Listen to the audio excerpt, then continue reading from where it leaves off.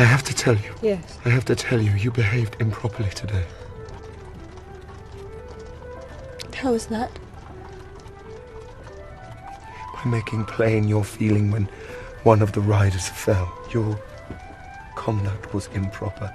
It must not occur again. I have said it before.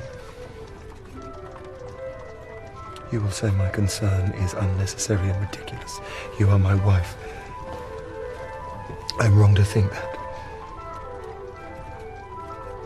Yes. Perhaps I was mistaken. No. You were not mistaken. I love him. I am his mistress.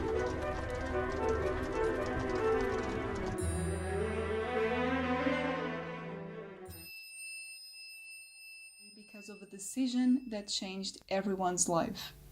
She's not only a feminist icon in a way, for how determined she is to live her life in her own terms, but also a victim of an old-fashioned Russian patriarchal system, which ends up harming and punishing her once she stops playing the role of a perfect wife.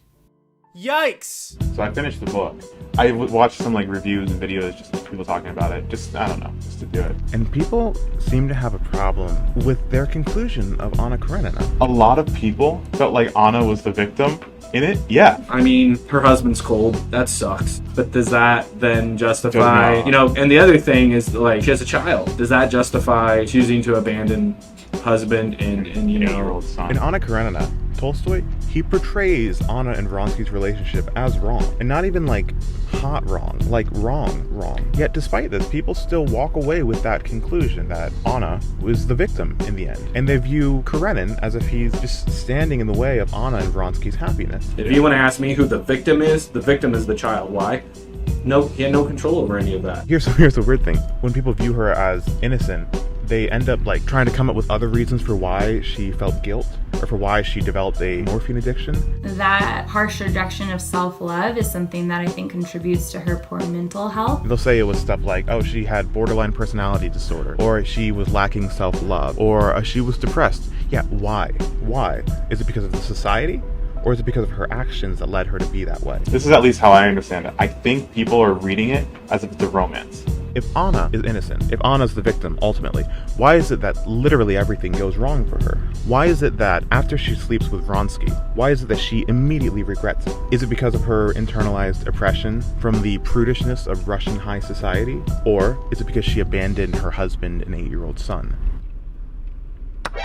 Or if she is innocent, if she's the victim, why is it that Anna despises her husband after he forgives her? Why is it that she is repulsed at the sight of him? Is it because Alexei Karenin, the man who forgave her, the man who forgave her lover, the man who adopted their love child, is it because that man is a monster?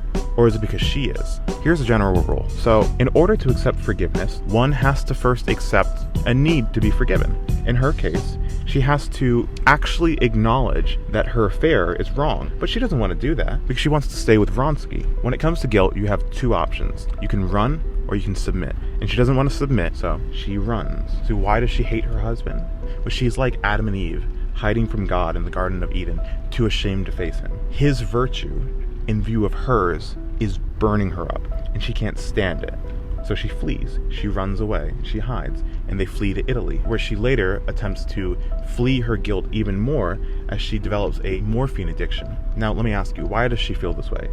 Is it her internalized guilt as a result of living in a 19th century Judeo-Christian Russian patriarchy? Or is it because she abandoned her husband and 8-year-old son?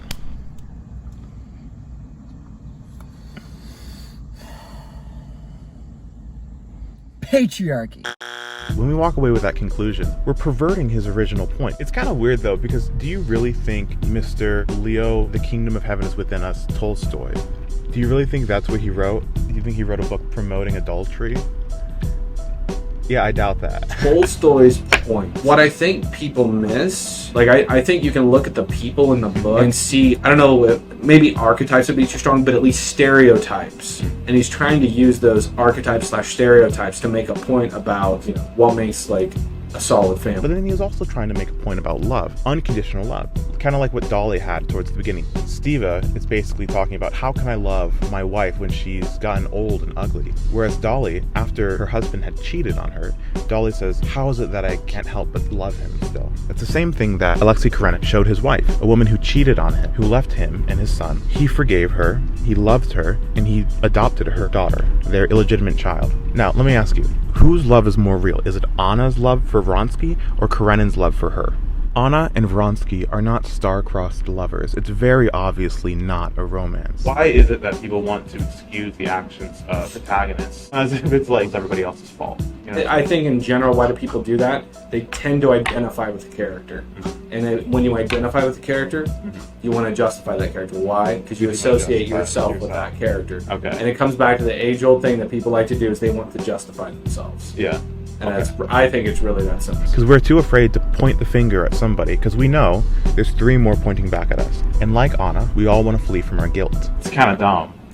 It's dumb. It is kind of... It's really dumb. In conclusion, I love the book, and I recommend you read it. To this day, it remains to be one of the most popular novels of all time. It's resonated with so many people. But after reading, it left me wondering, is the book Anna Karenina, is it popular for its religious themes and moral philosophy? Is it popular for the same reason that the Bible, for example, is the best-selling book of all time? Or is it popular for the same reason that 50 Shades of Grey is the second best-selling book of all time? Giving plenty of room for the reader to take their own His infatuation with her, make really, the their very own first woman judgments. To love herself. That I don't really know. It's a good book, though. Would you die for love, Konstantin Dmitrievich? I would, but not for my neighbour's wife. An impure love is not love to me. To admire another man's wife is a pleasant thing, but sensual desire indulged for its own sake is greed, and a misuse of something sacred, which is given to us so that we may choose the one person with whom to fulfill our humanness. Otherwise we might as well be cattle. Ah, an idealist.